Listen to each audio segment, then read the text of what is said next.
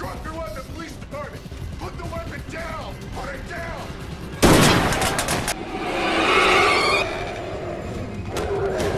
Our movie starts in a quiet town called Back Lake. We meet a young guy, Benny, who works at the local grocery store, Hastings Market. He's outside wrangling shopping carts when he heads back in and asks his boss, Tarky, for some hand sanitizer. Tarky tells him to go to the checkout, where he finds a woman, Lisa, buying groceries for her stepdad, a cop named Steve. Everything seems normal until a van pulls up outside. A group of people get out, one filming, and they get ready to storm the market. A guy from the group locks the doors just as the manager announces they're closed. Inside, Benny is in an aisle and runs into another cop named Hudson, who asks for directions to an item. Benny helps him out. Benny keeps walking and finds a coworker dead. Suddenly, two armed people confront him. The woman orders Benny to the ground while the other man holds another coworker hostage. The guy with the camera notices Tarky trying to call the police and stops him.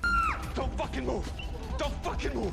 It's clear they aren't there to rob the place. One of the guys, Spooky, starts checking out customers as if he's looking for something. The leader, Ritter, orders everyone split up into different aisles, all under surveillance. Spooky finds what they're looking for when he examines a woman. She tries to escape, and he alerts the others, who immediately kill her. The guy watching Hudson gets distracted for a second, and Hudson takes him out. Hudson calls for backup, but the kidnappers can't get a hold of their guy. Ritter and Kane go to find him, and a gunfight breaks out. Hudson retreats and hides in the aisles. He runs into Spooky and shoots him without a second thought. Ritter and Kane hear the shot and find their dead guy. Ritter shows up and tells Hudson to stop, but he keeps walking, and Kane sneaks up and takes him out. Kane finds Hudson's phone and sees that he managed to call for backup. He quickly tells the others. Ritter tries to save Spooky, but he dies. Kane and Logan show up with the hostages, and Kane says they need to leave, but Ritter insists they stay. He wants to find what they're looking for and asks for more time, and Kane agrees. Ritter tells a woman named Sterling that the cops are on their way and asks if she's still in on the plan. She confirms, and he says that before Spooky died, he said their target was here. Kane takes the hostages away, while Ritter uses Spooky's blood to write "Stay away" on the front door as a warning. The police show up, and some of the already examined hostages are released. Ritter tells Kane to keep a hold of the unexamined ones. We see Sterling examining the body of the woman Spooky pointed out. She says the sample is in its 8th year of gestation. Ritter joins them and says the cops are busy with the released hostages and that they need to move to Plan B. Outside, Officer Steve shows up, saying his stepdaughter's inside and that they have to act fast. Inside, the group is divided about continuing the mission. Kane asks how they'll find their target without a new finder. We bring in a new spotter.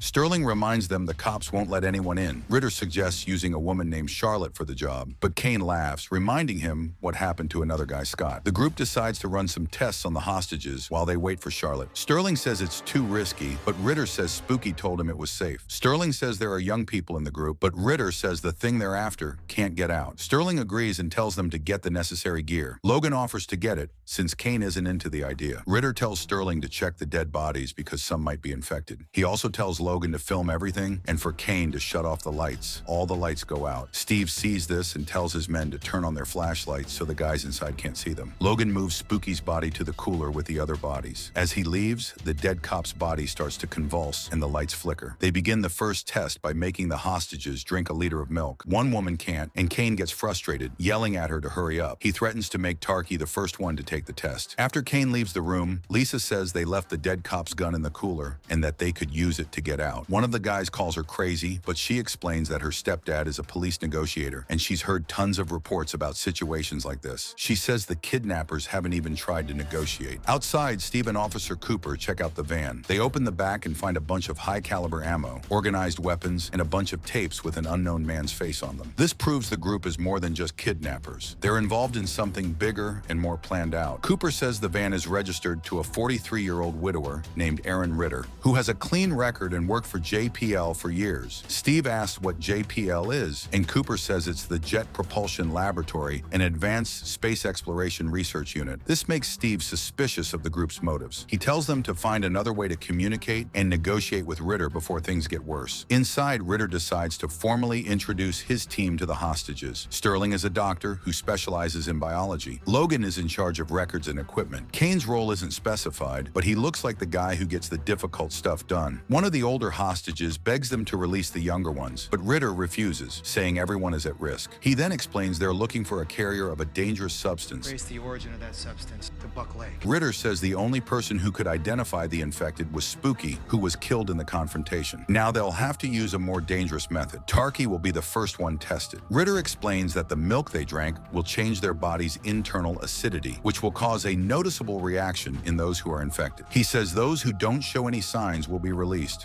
What if we have been infected? Then you're dead already. They take Tarky to a separate room while Kane watches the rest. Logan films the whole process. Sterling comes in and says she checked all the bodies in the cooler and found that all of them were fertilized females, which confirms the biological threat. Ritter talks to Tarky and asks if he's married. Tarky says he's divorced. Ritter then tells him to look at his fingers for a red line, a sign of infection, but Tarky says he doesn't see anything. The group starts playing mind games with Tarky to distract him, while Sterling gets ready to cut off his finger as part of the physical test. Tarky freaks out when he sees the knife and backs up against the wall. The other hostages can hear the commotion. Tarky desperately offers the money he stole from the safe, but they ignore him and insist on continuing the tests. Meanwhile, the hostages plan their escape. The older man says he'll go get the gun from the cooler, but another guy, Manny, pulls a knife and says he'll go instead. The older man convinces him he's more experienced with weapons, and the 4 hostages agree to the change. You come in firing. We'll tackle him from behind. Suddenly, a phone rings. Ritter answers, and it's Steve. Steve identifies himself as a police negotiator and asks what they want. If I told you, you wouldn't believe me.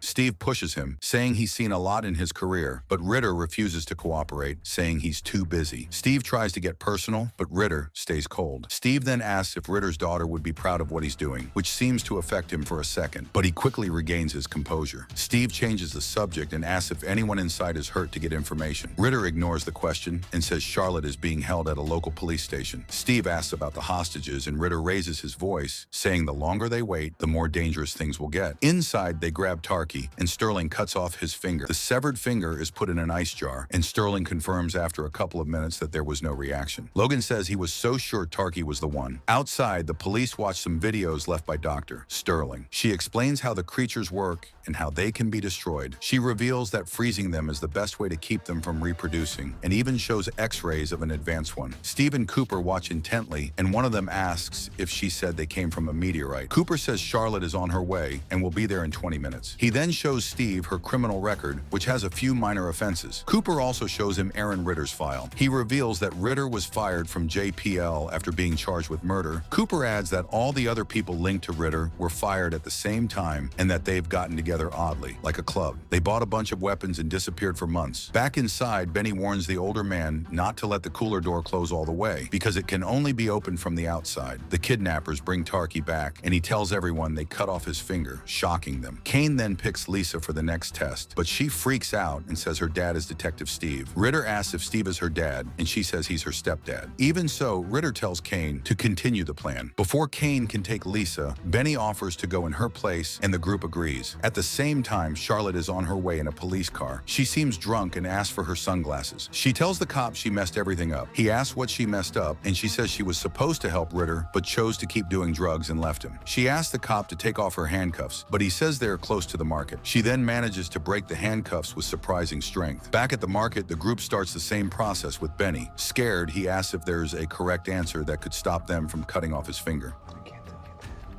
He then asks why Benny volunteered to go instead of the girl. Ritter apologizes and cuts off the boy's finger. The police are checking some tapes of people running and hiding in a basement. Inside, Kane praises Benny's bravery. They hear a woman scream, and Sterling confirms she's not the target. She thinks they won't need Charlotte because she always shows up when someone dies. Ritter says she's just a junkie, but will be essential to capturing the creature. The two argue, but Logan interrupts them when he sees the woman's finger starting to regrow. She screams and attacks the group with superhuman strength, but Ritter kills her. Kane tries to contact the group but gets no response, so he goes to check on them. The hostages use this distraction to get the dead cop's gun. The older man goes to the cooler and gets the gun, but before he can get back to the group, he's attacked and killed. The gunshot spooks everyone. Ritter tells Steve that Lisa is still alive, but threatens that another person will die if Charlotte isn't handed over. Give me 10 minutes, okay? Logan says that the Sentinel was about to infect Sterling and that the creature was different. They notice the older man is gone, and Benny admits that he went to the cooler. Kane and Logan go to check it out and find his remains. The dead cop's body gets up, and they get in a gunfight with him. Outside, Charlotte arrives and surrenders the handcuffs, surprising everyone with her strength. She tells Steve that the aliens infect people like a virus, making them violent and strong hosts. Ritter finds an infected Kane, who says the virus is in the cop. He thinks he's the king and asks Ritter to kill him, and Ritter does. Back at the market, Ritter tells Sterling the cop was the king. He says he's going to hunt the monster and tells her to watch the hostages. Steve discovers that Charlotte is infected and can now see the aliens. Ritter finds Logan's body and kills him, which gets the monster's attention. The hostages attack Sterling and take her gun. Manny celebrates, but the creature throws him away. Ritter tries to shoot but fails, and the creature eats Manny. Steve tries to get in, but Charlotte stops him. Ritter explains to Benny that if they want to survive, they have to trust them. Sterling shows them she also took the test. That's all I'm asking. 10 minutes. And Steve demands Lisa's release. Ritter suggests a swap, Charlotte for Lisa. Charlotte quickly checks Steve and confirms he's clean. Ritter explains the plan, but he hears noises and hangs up. Steve tells the cops to get ready to go in. Lisa still doesn't trust them, but Benny reminds her that she saw the creature, and they decide to help. The group searches the market and finds a locked door. They find Manny's body in a dark aisle. Ritter warns them that they'll have to go through the main entrance. Suddenly, Sterling and Tarky see a shadow. Tarky thinks they're trapped, but Ritter says the creature just wants to kill. Steve sees the flashlights and is surprised at how slow they're moving. The group walks after them and they hear a roar. Tarky drops the jar with his finger in it, and when he tries to get it, he's brutally killed. Ritter sends everyone to the manager's office. He then opens the entrance door and finds Steve, who demands to know where Lisa is. Ritter lies and says she's dead, but then admits she's alive and suggests a temporary alliance. It's powerful. Very powerful. Sterling says she shot the creature 6 times. The creature shows up again, but runs away when it gets shot at a bunch. Lisa and Benny come up with a plan. He'll distract the creature, but she refuses to leave him. Steve insists on getting Lisa, and Ritter tells him where the office is and to leave him to finish the job. Steve finds the kids, and they all hug. Charlotte uses her powers to lure the king. As Steve and the kids leave, the police storm the place. The creature charges and violently attacks Ritter. Sterling grabs her gun, and Steve fires to get its attention. Ritter takes the opportunity to stab the creature and separate it from its host. He asks for help, and all the cops fire, killing the monster, but they also shoot Ritter. Since he's infected, he quickly asks them to kill him, and Sterling grants his last wish. A few minutes later, Steve promises Sterling she'll be free if everything checks out. Charlotte warns on the radio that the creature wasn't the king. Sterling thinks it must be one of the kids. We then see Benny and Lisa sitting in a cop car. When Benny calls her name, he notices she's acting strange. He tries to open the door but finds it's locked. He points the gun at her, and she says, I always loved you, Benny. and that's the end of the movie. If you liked the video, please like it and subscribe to the channel. See you in the next video.